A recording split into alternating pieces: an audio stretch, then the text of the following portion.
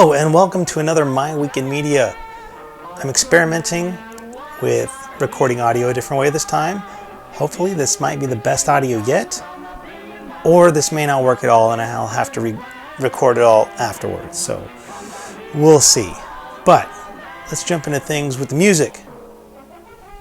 Boy, wasn't that good. Yeah, there was no music this week. No vinyl records this week, but I made up for it in other areas. But next thing is movies. Let's jump into those movies. So with the movies that I bought, first one here is a 3-pack of the Munsters. Munsters Go Home, Munsters Revenge, and the Munsters Family Portrait. And I thought in some of these Fred Gwynne was not playing and some of the other characters were done by different actors, but it looks like I'm seeing Fred Gwynne credited on all of these. So I know I've seen him at some point before on TV, but it's been a long time. So I'm looking forward to getting into those. Another one I got is this God Raiga versus King Oga. And I have purchased one of these before. I've yet to watch it.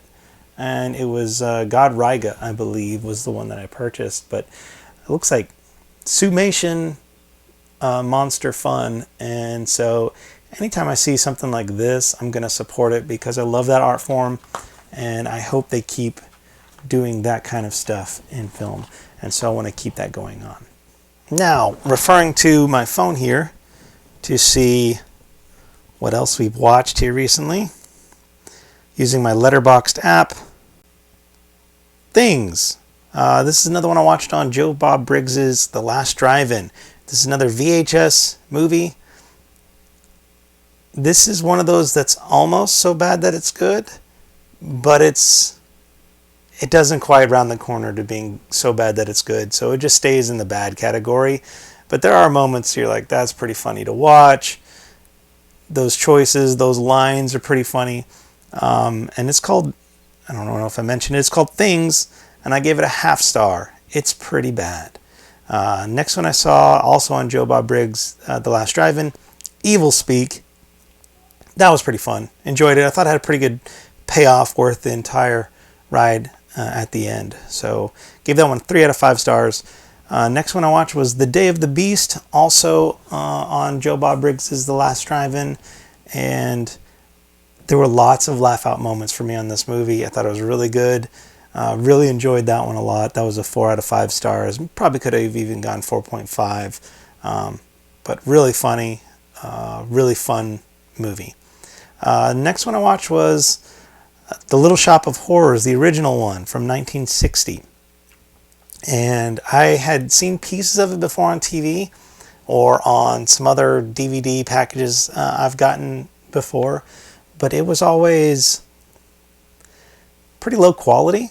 Like the video quality was always pretty low, and it seems like on The Last Drive-In they always have the best transfer of the video, but it was still really grainy and really not very good condition on this one. So I guess a clean print of Little Shop of Horrors doesn't exist.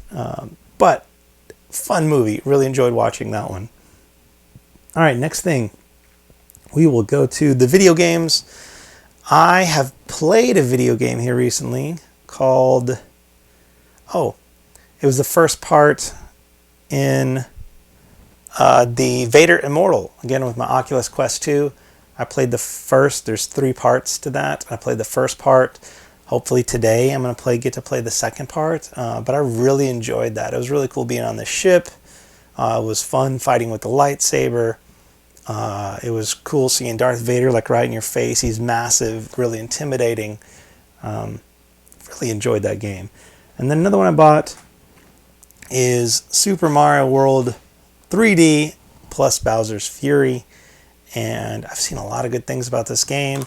I'm looking forward to trying it. I've already put it in and let my kids play some, so they've been getting a kick out of this one. But that's it for games. Books. I went to a half-price bookstore, and I filled some holes in my Goosebumps collection. Like I said, I was missing like 5 or 6 of the original series of Goosebumps, and so I filled one of those holes with number 14, The Werewolf of Fever Swamp. So that plugs in whole, leaving me with just a few left to get on that one. And then I'm also getting the Horrorland Goosebumps series, and so I have all their numbered ones, but I'm missing was missing two of their like specials, and one was a survival guide, so I found it, picked it up. So now I'm just missing one. I think it's like Write Your Own Scare Horrorland book, and so that's the only one I'm missing in the Horrorland Goosebumps section. And then another one I found, was really happy to come across, was Cartoon Classic. So where I found all these books is Half Price Bookstore, and I always go and check their film section. Lots of books on film that I really enjoy. I like film soundtracks, the movies obviously, and then of course the books on it. And I've gone through it just a little bit, and I'm really looking forward to reading through this. It's such a clean copy. I was wondering if this was like a newer printing. I'm a little confused on looking at it because it says First Disney Press Edition, 1995, but it says copyright 1981.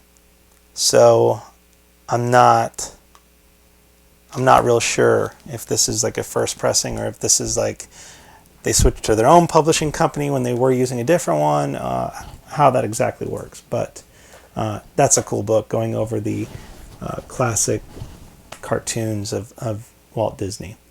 So now the toy section that we're going to end with is where I really let loose. Earned a little extra money running a sports camp over the summer, a tennis camp. I'm a tennis coach, so I had some money. And so when I stumbled across these things, I was like, okay, I don't normally spend this much, but I can't let this pass up. So I went to a couple stores and I was looking for a couple fillers, either in He-Man or in the Ghostbusters stuff, because I saw a little while back they released some of the ghosts from Ghostbusters, and I thought they were really cool, and so I thought I needed to get those.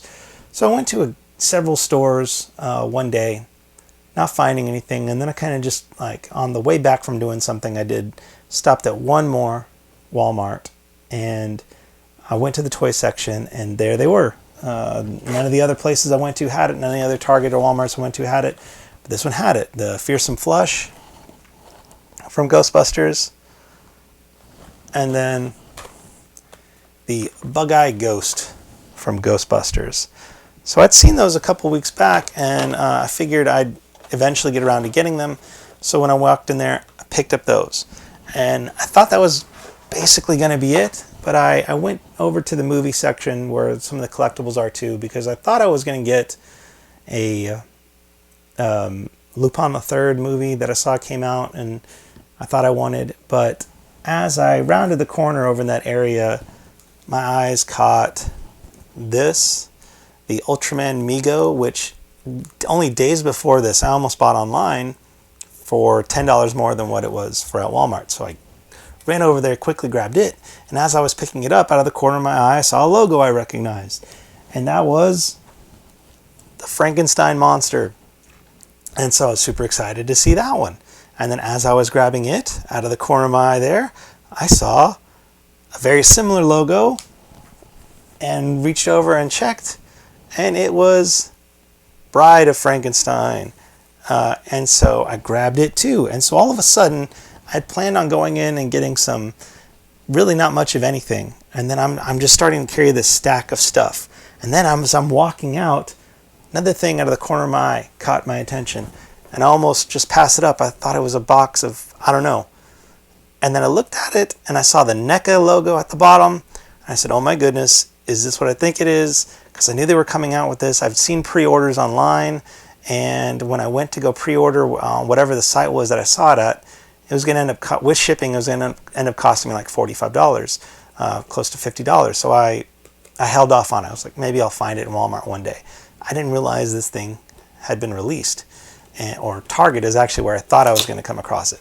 But there it is in all of its glory. I was so excited to find this, and so my stack got even bigger.